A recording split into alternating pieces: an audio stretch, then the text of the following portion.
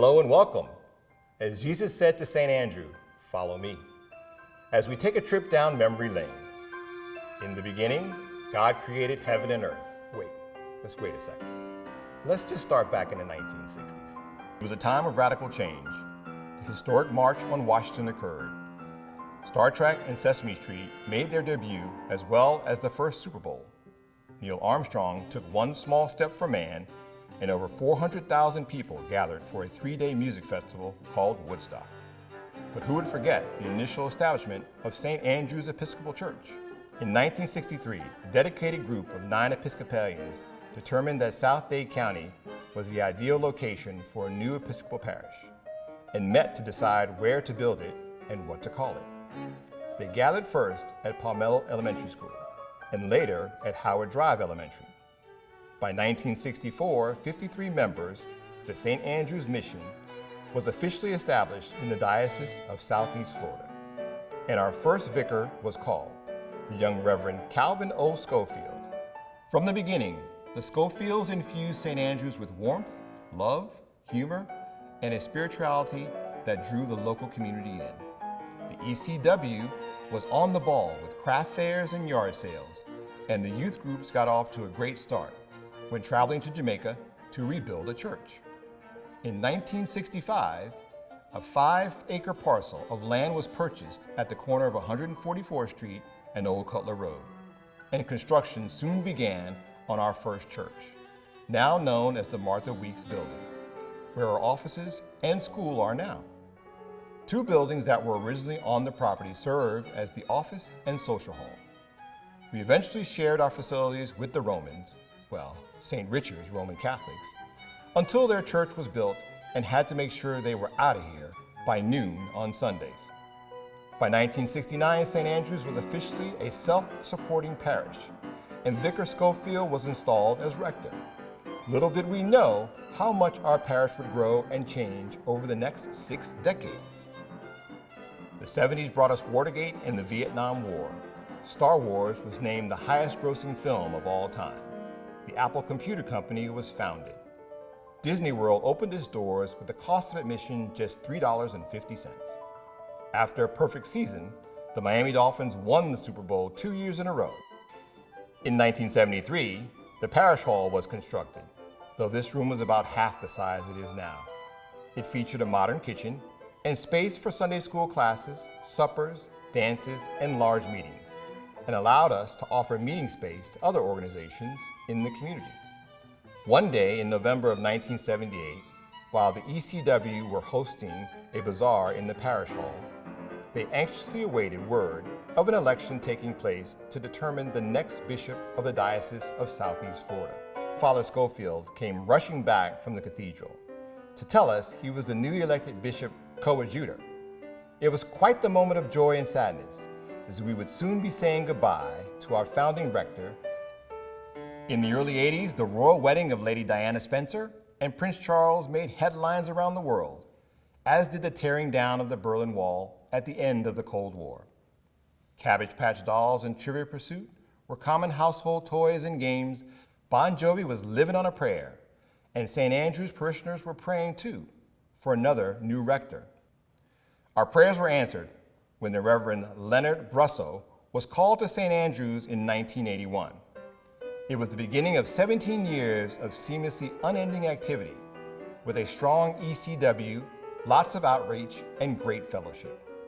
With so many talented people, we held talent shows. We started the fabulous Nickel Social, and handbells arrived at St. Andrew's in 1986. Mary Ellen Malone, Minister of Music, simply asked the men in the Brotherhood of St. Andrew, aka the men's group, for $75 each to purchase them. The Sunshine South Cooperative Preschool was founded in the 80s by 3 St. Andrew's families, one of whom is still with our parish, and operated in the old Sunday school building. The permit given for this endeavor remained in force and allowed us to reestablish a preschool on our property in 2020. The people of St. Andrew had long dreamed and prayed about building a new church, and Father Len Brusso and a group of visionary parishioners brought this dream to fruition in the late 1980s. After several years of planning, financing, permitting, and the choice of architect Edward Giese, construction of our new sanctuary finally began in 1988. In just a year and a half, the building was complete enough to hold the service of dedication and consecration on April 16, 1989.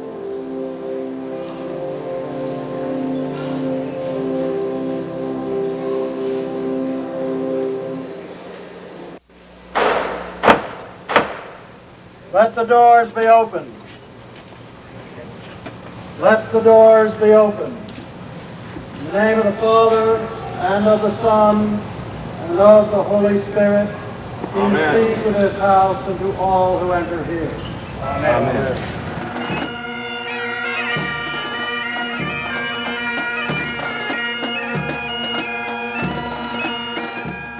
The new church was and remains stunning.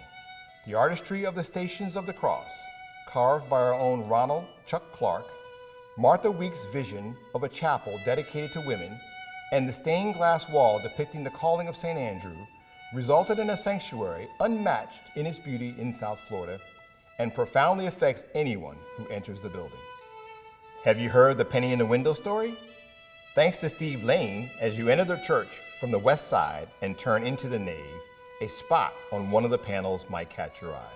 It's not a mistake, it's a penny. Why is a penny glued to our beautiful window? It represents the contributions of children of St. Andrew's who put their change into a penny-eating bucket every week as their offering to the new church. Technology boomed in the 1990s with the addition of the World Wide Web, eBay, and Google. The 90s brought us the first Harry Potter book, only to be followed by another well-known Potter later in history. The 1992 Olympics featured basketball's dream team, consisting of legends such as Magic Johnson, Larry Bird, and Michael Jordan. But the dream ended abruptly for South Florida when Hurricane Andrew arrived in August of 1992. Our namesake hurricane disrupted the life of St. Andrew's in our new church and took its toll on our campus. While the church itself miraculously lost only one small piece of stained glass, the trees on the campus, the parish hall building, and preschool house were badly damaged. In true resilient form, St. Andrew's rebuilt and expanded the parish hall within the year with the help of the We Will Rebuild and the Scouts, and added additional trees to the campus. Sadly, the little house, home of the Sunshine South Cooperative Preschool, was demolished and the preschool closed. Kickoff Sunday jump-started the program year throughout the 1990s with a variety of themes, activities, and of course, food. The annual themes included the Sunship Andrew and the SS Andrew, for example. The location of each kickoff changed from year to year, ranging from the office building to the church to the parish hall. Each kickoff event provided the different commissions, committees, and ministries with the opportunity to showcase their activities and encourage involvement. To keep the kids engaged, there were often animal shows, including guests from Miami Zoo, and outside games. Thanks to Leslie Zine and designers like Heidi Rowland, t-shirt graphics changed periodically with the kickoffs. The 90s saw St. Andrew's take on some ambitious productions for the Christmas pageant. The Bethlehem Experience and the Bethlehem Marketplace provided a guided tour of Bethlehem, complete with Roman soldiers, a pickpocket, dancers, marketplace vendors, and even a synagogue, on the way to see the baby Jesus. At the Bethlehem Inn, we were dinner guests at the inn when Mary and Joseph sought out shelter in Bethlehem. And in the best Christmas pageant ever, baby Kamal Stephan made his debut as the baby Jesus.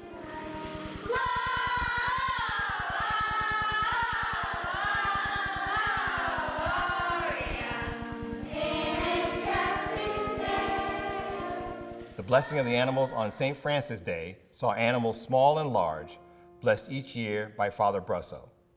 Beloved dogs and cats were joined by hamsters, birds, and even stuffed animals to receive a blessing, a tradition that remains today. The bell choir was an integral part of worship, from regular services to the blessing of the animals, always welcoming newcomers and often joined by bell ringers from other parishes. And boy, did they like to party? The ECW sponsored activities from floral arranging to the annual yard sale. The yard sale was a labor of love for many, taking a full week of organizing, pricing, and setup, led by Gladys Kendrick and supported by Darcy Rodriguez as treasurer. St. Andrew wrapped up the 90s by calling a new rector, Father Richard Hamlin, who arrived in 1998. With the new millennium came America's worst nightmare. Nope, not the hanging Chad that so many Floridians fondly remember. It was the attacks on 9/11. But with such tragedy came a new sense of united nationalism, and St. Andrews was no different. Lots happened youth-wise in 2001. The We Share the Good News Vacation Bible Camp was a huge success, with red, blue, and green groups. Shortly thereafter, the parish hosted a tri-parish youth lock-in of fellowship, fun, and reflection. That spring, a youth trip to Tampa Bay, Busch Gardens, proved quite memorable. In 2002, the parish hall that was rebuilt after Hurricane Andrew was officially dedicated as Schofield Hall, with Bishop Cal in attendance. The beautiful portrait that hangs in the hall has more than once been eyed as if for sale. During one yard sale, the question was asked, "Is the Pope for sale?" St. Andrews was home to the first South Florida Youth Symphony Summer Music Academy in 2004, giving young musicians a chance to learn and practice a variety of musical instruments. 4 years groups began, small groups who dined together periodically, both in homes and in restaurants, and as a way for parishioners to get to know one another. The annual Nickel Social retained its luster as a great family event, providing the excitement of winning multiple prizes, all for a nickel per ticket, while enjoying the fellowship, and Everglades treks with Natalie Hughes got several brave souls out into Florida's national treasure. In 2007, a professional wine tasting event was held at St. Andrews, offering much grape appreciation and fellowship. The first St. Andrews Seder was held on Maundy Thursday before Easter, launching a new tradition. And the chancel and bell choirs continue to make music a rich and integral part of worship at St. Andrews, from ordinary Sundays to special Easter services. A new era began in February 2009 when Father Spencer Potter joined the St. Andrews family along with his wife, Erin, and a 15-month-old son, Riley. It was exciting to have a young family on board to lead our parish forward. Soon after, in January 2010, a devastating 7.0 earthquake rocked Haiti, galvanizing financial aid from around the world. Of course, St. Andrews was called to serve. Father Spencer led a fact-finding trip to Haiti in 2011 to visit orphanages and schools in Port-au-Prince and the village of Bondo. This resulted in a parish fundraising effort to join the South Florida Haiti Project in building a pump and well in Bondo to provide villagers with fresh water. Our connection with Haiti remains strong in outreach and prayer. Father George Ronkowitz joined our parish family as associate rector in 2013. How joyful it was to have an additional priest to serve and to preach, and to remind us to head on over to coffee hour in the parish hall. Over the years, 10 retired clergy members have also joined us in leading worship at St. Andrews, and we have been blessed by visits from Bishop Eden and others for confirmations and First Communions. Throughout the Potter years, the St. Andrews family has continued to demonstrate Christ's love through our various ministries under the leadership of countless volunteers. We are nourished through the music of our choirs and handbell choir. Our religious education thrives with Sunday school, youth groups, and EFM groups. Our youth groups have traveled to Boston and Philadelphia to explore Episcopal history. We have served dozens of families each week through our food pantry. And the yard sale, Homecoming Sunday, and the Christmas pageant have kept our parishioners and community connected in fellowship. Many of our ministries work to serve the financial needs and physical grounds of our church. In 2014, the vestry worked to purchase a rectory for St. Andrews. which serves not only as a gathering place for many parish events, but more importantly, as home for Spencer, Aaron, Riley, and many visiting peacocks. In March 2020, our world changed forever with the arrival of COVID-19. Who would have thought toilet paper would become such a hot commodity? We all had to close our physical doors and quickly become tech savvy. But it did not dampen the spirit of our church family. Father Spencer, Aaron, and Riley immediately began posting weekly Sunday services online from their home, and later from the church sanctuary. It was comforting to see their familiar faces through our computer screens, with good morning messages, prayer requests, and happy face and heart emojis drifting by. We started nightly online compline services, which continue today, and the vestry, Sunday school, and youth groups met via Zoom. The purchase of live streaming equipment happily freed Riley Potter from the weekly task of filming his parents with a smartphone. Live streaming our services meant we could incorporate music with soloists, Marion Scott singing hymns at the organ, and virtual anthems from the choir.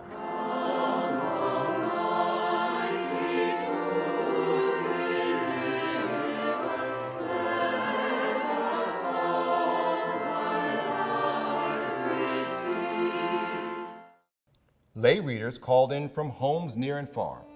Make a joyful noise to the Lord, all ye earth.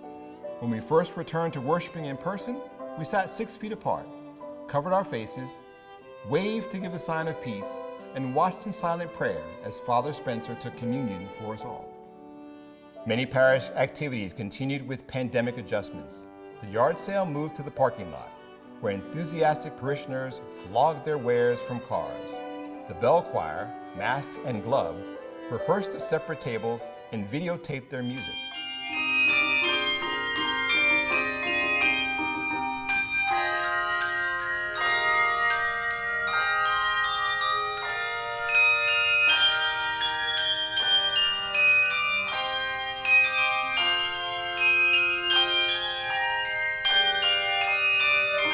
Homecoming 2020 saw a long line of decorated cars snake past the rectory to celebrate and thank the Potters for their compassionate leadership.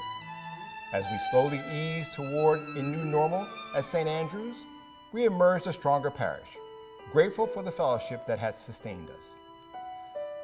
We celebrated Homecoming 2022 with a jubilant, fun-filled country fair, happy to leave the COVID years behind us. By far, the brightest light during the pandemic was the opening of our new preschool, the St. Andrews Early Learning Center, in the Weeks office building. After 2 years of planning, and despite many challenges, it opened in July 2020, serving originally as a place to provide first responders with quality childcare so they could do their jobs.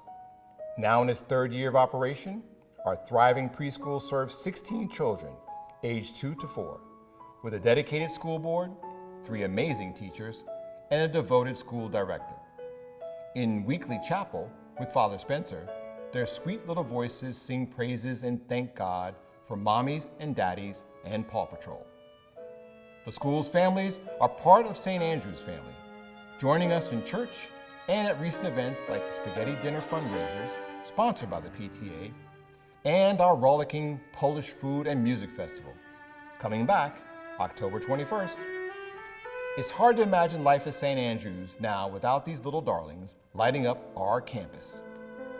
As we come to the end of memory lane, may all of us at St. Andrews look forward to the next 60 years of fellowship and good works in the name of Christ, as we continue to be saved by grace and called to serve. Thank you and good night.